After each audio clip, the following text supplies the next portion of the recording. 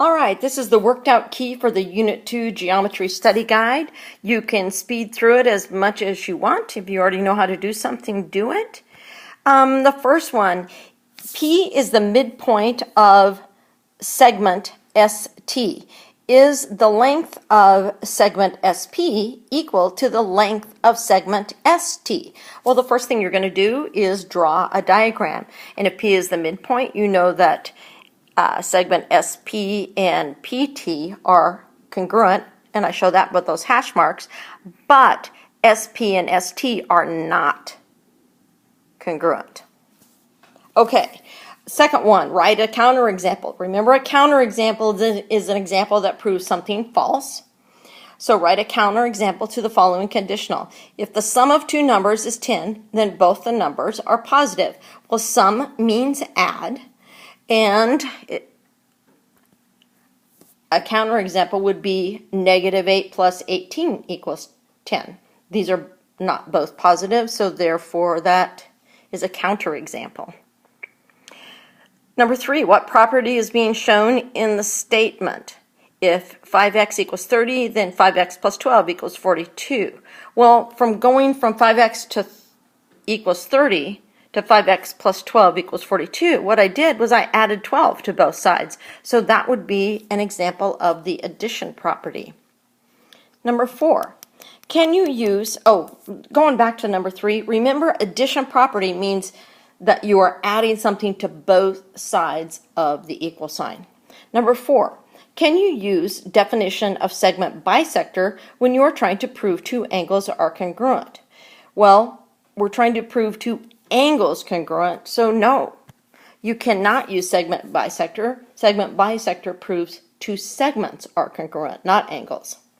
Number 5, if point D is in the interior of angle ABC, can I say that the measure of angle ABD equals the measure of angle DBC? And why? Well, again, what I'm going to do is draw a diagram. So I drew a point D inside angle ABC, and in my example, D does not make the angles equals. Now, I could have drawn it so that it is ray BD was an angle bisector, but it doesn't have to be, and we cannot assume that it is. So the answer to that would be no. All right, number 6, 7, and 8. Determine the next items in the pattern. So what we're trying to do is use inductive reasoning to figure out a pattern. So on the first one, I'm thinking the pattern is I'm adding 9 each time. Now I'm going to use deductive reasoning, and I'm going to use that, adding 9 each time, to come up with the next two terms, which would be 39 and 48. On number 7, the pattern, it goes negative, positive, negative, positive. Almost always when you see that, it's going to be multiplication or division by a negative number. And indeed, the pattern here is multiplying by a -3. So using deductive reasoning, I can say that the next two numbers in this sequence would be -162 and positive 486. On number 8, I've got some shapes, and it goes diamond, circle, circle, diamond, circle. So I'm looking for where the pattern repeats, and it repeats right there at the diamond. So I would want diamond, circle, circle, diamond, circle, circle, diamond. Oh, I guess I should have put that diamond over in the other spot. Sorry. Okay. 9 through 10. Prove each statement false by writing a counterexample. Now remember, a counterexample is an example that proves a statement false. So the statement is, if you live in South America, then you live in Chile. Well, a counterexample to that would be that you live in Peru, because Peru is also in South America. So that proves that statement false. Number 10, if the product of two even numbers is 24, then the numbers are 4 and 6. And what this is saying is the numbers can only be 4 and 6. But that's not true, because a counterexample would be the numbers are 2 and 12. Because when I multiply those, which is what product means, I get 24. On number 11, the hypothesis is if the water is warm. The conclusion is then I will take a shower. I'm going to use these above statements and write a conditional statement. A conditional statement is just an if-then statement. So if the water is warm, then I will take a shower. A converse is when you flip the hypothesis and the conclusion. So I'm going to flip those two statements and say, if I take a shower, then the water will be warm. If two adjacent angles are supplementary, then the angles are right angles. 12 is the conditional statement. Remember, a conditional statement is an if-then statement. Is the conditional statement above true or false? If two adjacent angles are supplementary, then the angles are right angles. Adjacent angles are angles that share the same vertex and one side. And supplementary means that they equal 180 degrees. Well, I'm going to draw a counterexample here and say that statement is true because this linear pair that I've drawn, those two angles are not right angles. Now, I want you to write the converse of the above conditional statement. So remember, converse is where you flip the hypothesis and the conclusion. So, if two angles are right angles, then they are supplementary. That would be the converse, and that particular statement is true. Now, I want you to test the validity of the following conditional statements. So that means tell me if they are true or false. The first statement, number 14, if m is greater than 8, then m is greater than 5. Well, this is a true statement because any number that's bigger than 8 has to be bigger than 5, for example, 9 or 10. Number 15, if the sum of two numbers is even, the two numbers must also be even. Okay, well, a counterexample to this would be 1 plus 1 equals 2. That's two odd numbers added together to give me an even number. So this would be a false conditional. Number 16, if point B is on segment BM, then point B is also on line, not BM, sorry, DM, then point B is also on line DM. Well, what I'm going to do is I'm going to draw this. So I drew a line DM and then put a point in between the segment, so it's also on the line. So this would be a true statement. All right, find and or draw counterexamples to prove a conditional and converse as false. So, on 17, if x squared plus 1 is greater than 3, then x equals 2. That means x must equal 2. Well, that's not true because I could say that x equals 3 because if I do that and substitute 3 in for x, I get 10 is greater than 3. So my counterexample is x equals 3. On 18 through 21, we are identifying the algebraic property that is being illustrated. On 18, if 3x plus 6 equals 7, then 3x plus 5 equals 6. Well, how I got from 3x from the first statement to the second one was I subtracted 1 from both sides of the equal sign. So this would be an example of the algebraic property of subtraction. On number 19, if x plus y equals 8 plus 4, then x plus y equals 12. Well, all I did there was combine like terms. So it would be simplify or combine like terms. 20, if if 8 equals x, then x equals 8. Well, this is an example of the symmetric property. 21, if x divided by 3 plus 5 equals 8, then x plus 15 equals 24. There should not be a comma in there. So to get from the first statement to the second statement, what I did was I multiplied each term on both sides of the equal sign by 3. So this is an example of the multiplication property. All right, now I want you to complete an algebraic proof. Remember, when we do an algebraic proof, we have statements, and each statement must have a reason. We do not show our work. We just show the final result and give the reason that we came up with that result. So the first thing that we're going to do is write down the problem and say that is our given. Then, looking at this, we are going to distribute that -2 using the distributive property.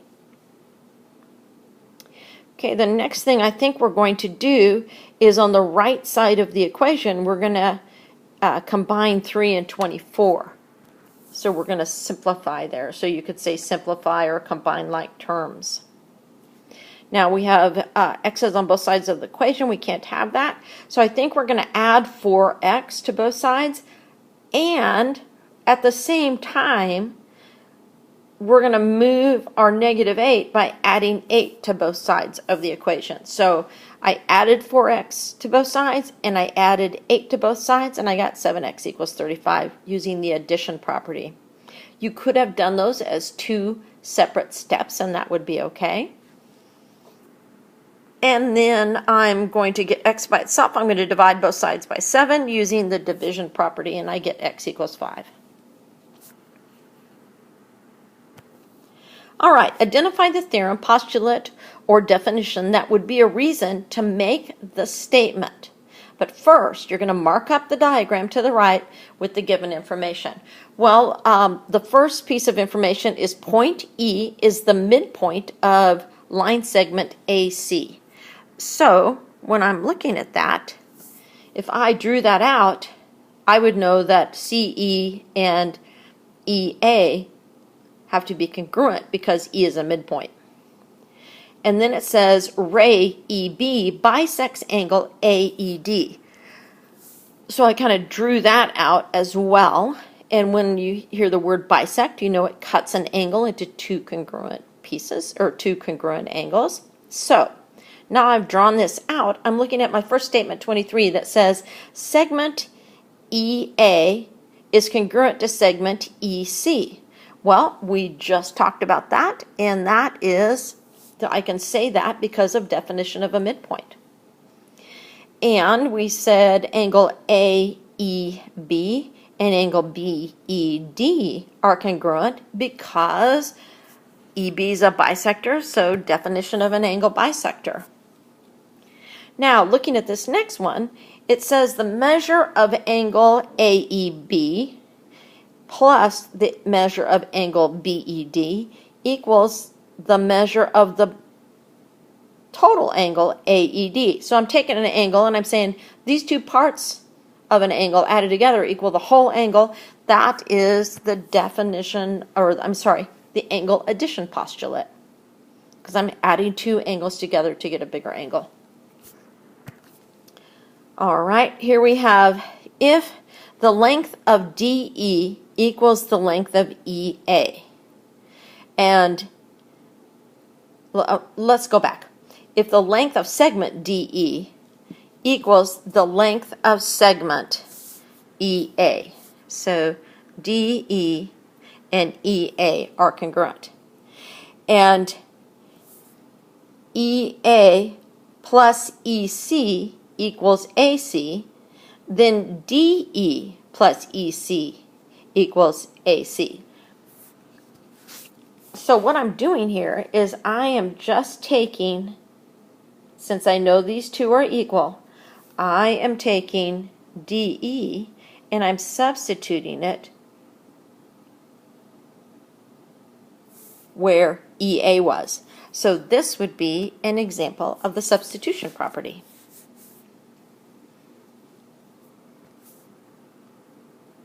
Okay, on 27, the length of segment EA plus the length of segment EC equals the entire segment AC. Well, that's 2 smaller segments added together equal the whole segment. That is segment addition property. Now, I also want you to remember that if we have vertical angles, that the vertical angle congruence theorem states that vertical angles are congruent. And we're going to use that a lot in the future. So that is something you need to memorize. All right, in 28 and 29, determine the reasons given a specific statement. So if point B is the midpoint of segment AC, write two statements that would be true. Well, anytime they give me a statement like this, I am going to draw a picture. So I have segment AC with B in the middle, so I know that AB and BC are congruent. I also know that the length of AB plus the length of BC equals the length of AC. That's segment addition postulate. And we just said that AB is the length of AB is equal to the length of CB because of definition of a midpoint. All right, on to 29. If ray AC is the angle bisector of angle DAE, write two statements that would be true. Okay, again, I'm going to draw a diagram. And I drew angle DAE with an angle bisector of ray AC. That means that these two smaller angles added together equal the large angle. So the measure of angle DAC plus the measure of angle CAE equals the measure of angle DAE, the large angle. That is angle addition postulate. And since AC is an angle bisector, I can say that angle DAC is congruent to angle CAE. Now, going back to Unit 1, notice when I'm using the measure of an angle, I have a little m in front of it, and I use the equal sign. When I'm just talking about angles themselves, I use a congruent symbol. Complete a geometric proof after sketching the diagram described. Okay, so the diagram given is angle FGH is a right angle and ray GI is an angle bisector. So if I draw that, FGH is a right angle, and I indicate that with my little box, and then GI is a bisector, that means that those two smaller angles are congruent. What I want to prove is that the measure of angle IGH is 45 degrees. Well, I write down my givens, or my given. Angle FGH is a right angle. And then I say, and I should have in here, sorry, so I'm going to add it in, the measure of angle FGH equals 90 degrees. And that is the definition of a right angle, an angle that equals 90 degrees.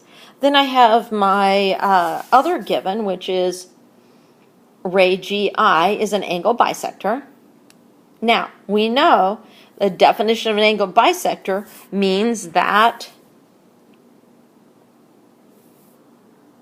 the measure of angle FGI equals the measure of angle IGH. So those two smaller angles are equal because GI is an angle bisector. Now, I can say that the measure of angle FGI plus the measure of angle IGH equals the whole big angle. That is angle addition postulate. We just went over that in our last one. Now, the reason I did that is because then I can substitute in 90 degrees for the measure of angle FGH, and I can say, hey, I can substitute in the measure of IGH for the measure of angle FGI since they are congruent. That is the substitution property. Now notice that I have two measure of IGHs. So I can simplify that and say 2 times the measure of angle IGH equals 90 degrees. And then I can just divide both sides by 2 and get the measure of angle IGH is 45 degrees, which is what I was trying to prove. Okay, I think that's all we need.